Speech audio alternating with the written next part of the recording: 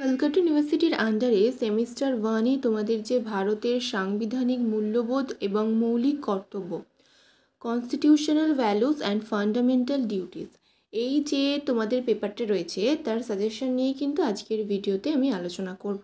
তোমরা যারা question pattern জানো না তাদের জন্য আমি একটু ছোটো করে কোয়েশ্চেন প্যাটার্নটা বলে দিই। দেখো, তোমাদের মডিউল 1 এবং মডিউল 2, মডিউল 1-এ দুটো প্রশ্ন থাকে, 25 নম্বরের দুটো প্রশ্ন থাকে, তার মধ্যে থেকে যে কোনো একটা 25 নম্বরের প্রশ্ন তোমাদের লিখতে হয়। এবার সেটা পার্ট মার্কিংয়েও 25 নম্বর আসতে পারে, টোটাল একটা প্রশ্ন 25-এও আসতে পারে।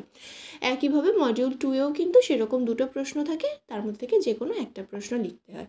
অর্থাৎ টোটাল তোমাদের 4টে প্রশ্ন থাকে এবং সেই 4টে প্রশ্নের মধ্যে থেকে যে কোনো দুটো প্রশ্ন তোমাদের লিখতে হয়। টোটাল তোমাদের 50 নম্বরে 50 মার্কসে কিন্তু পরীক্ষাটা হয়। 2023-এর যে কোয়েশ্চন পেপারটা সেটা অলরেডি আমার চ্যানেলে দেওয়া আছে এবং আগের ইয়ারে যে আমি সাজেশন দিয়েছিলাম সেটা কতটা কি এসেছে না এসেছে সব কিছু কিন্তু সেই ভিডিওতে ডিটেলসে আলোচনা করে দেওয়া আছে। তোমরা চাইলে সেটা দেখে নিতে পারো, একটু ক্লিয়ার হয়ে যাবে তোমাদের। আচ্ছা, এবার যে আজকের যে টপিক অর্থাৎ সাজেশন সেটা নিয়ে এবার চলো আলোচনা করা যাক। দেখো, প্রথমেই যে প্রশ্নটা আমি রেখেছি সেটা হলো সংবিধান কাকে বলে, এর বৈশিষ্ট্যগুলি আলোচনা করো। যেহেতু আগের বছর সংবিধানের বৈশিষ্ট্য আসেনি সেহেতু এবছর কিন্তু খুব গুরুত্বপূর্ণ এই প্রশ্নটা, ঠিক আছে? খুব ভালো করে পড়বে। এবং তারপর দেখো ওই চ্যাপ্টারের একটা প্রশ্ন, সংবিধান ও সাংবিধানিকতাবাদের পার্থক্য আলোচনা করো। এই প্রশ্নটাও মোটামুটি ইম্পর্টেন্ট, আগের প্রশ্নটার মতো ইম্পর্টেন্ট আমি বলবো না, কিন্তু মোটামুটি ইম্পর্টেন্ট। যে কটা প্রশ্ন আমি দেবো প্রত্যেক কটা ইম্পর্টেন্ট, খুব একটা বেশি প্রশ্ন নেই কিন্তু তোমরা এর মধ্যে থেকে যে কোনোটা বাদ দেবে না, ঠিক আছে? আচ্ছা, এবার তারপরের প্রশ্ন দেখো, ভারতীয় সংবিধানে বর্ণিত সাম্য ও সৌভ্রাতৃত্বের ধারণা তাৎপর্য লেখো। আগের বছর তোমাদের স্বাধীনতাটা চলে এসেছে, স্বাধীনতার ধারণা, ধর্ম নিরপেক্ষতার ধারণা এগুলো চলে এসেছে, সেহেতু এবছর তোমাদের সাম্য ও সৌভ্রাতৃত্বের ধারণাটা আমার মনে হয় গুরুত্বপূর্ণ প্রশ্ন।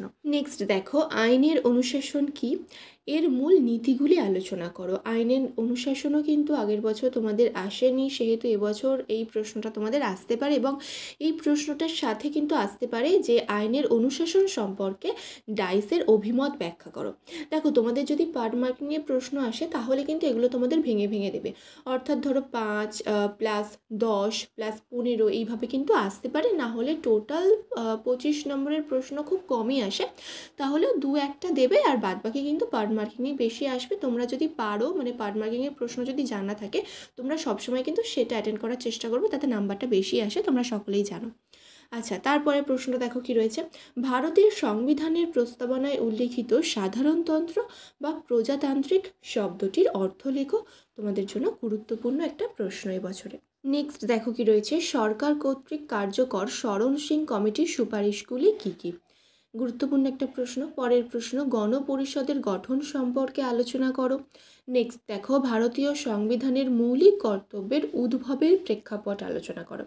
আগের ইয়ারে তোমাদের মৌলিক কর্তব্যগুলি কী কী সেগুলো চলে এসেছে, এবছর তোমাদের মৌলিক কর্তব্যের উদ্ভবের প্রেক্ষাপটটা গুরুত্বপূর্ণ, তার সাথে তোমরা পারলে একটু মৌলিক কর্তব্যগুলো দেখে রাখবে। এরপরে প্রশ্নগুলো দেখো, তোমাদের ভেরি ভেরি ইম্পর্টেন্ট না হলেও গুরুত্বপূর্ণ প্রশ্ন, ঠিক আছে?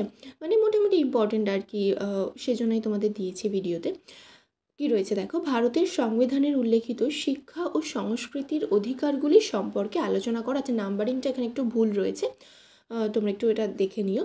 আচ্ছা, নেক্সট, শিক্ষার অধিকারকে কেন্দ্র করে মৌলিক অধিকার এবং মৌলিক কর্তব্যের পরিপূরক সম্পর্ক লেখো। ক্ষমতা স্বতন্ত্রীকরণের মূল নীতিগুলি আলোচনা করো।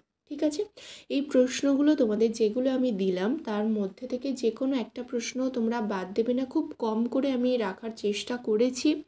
এছাড়াও আগের ইয়ারের কোয়েশ্চেনটা তো বললাম দেওয়াই আছে, সেটা একটু তোমরা দেখে নিতে পারো। কোয়েশ্চেন যদি রিপিট আসে, খুব একটা ন্যাচারালি রিপিট আসে না, তাও যদি আসে আর কি, সেই জন্য। আর এই ভিডিওটা ভালো লাগলে বা হেল্পফুল মনে হয়ে থাকলে অবশ্যই ভিডিওটি একটি লাইক করো, কমেন্ট করো, পারলে অবশ্যই বন্ধুদের সাথে শেয়ার করে দিও। আর এই ধরনের ভিডিও পাওয়ার জন্য অবশ্যই চ্যানেলটিকে সাবস্ক্রাইব করে রেখো। আর এর অ্যান্সারগুলো যদি তোমরা চাও অবশ্যই আমাকে কমেন্টের মাধ্যমে জানাতে পারো, তাহলে সেই কমেন্টের উপর ভিত্তি করে আমি কিন্তু এই অ্যান্সারগুলো তোমাদের দিতে থাকবো।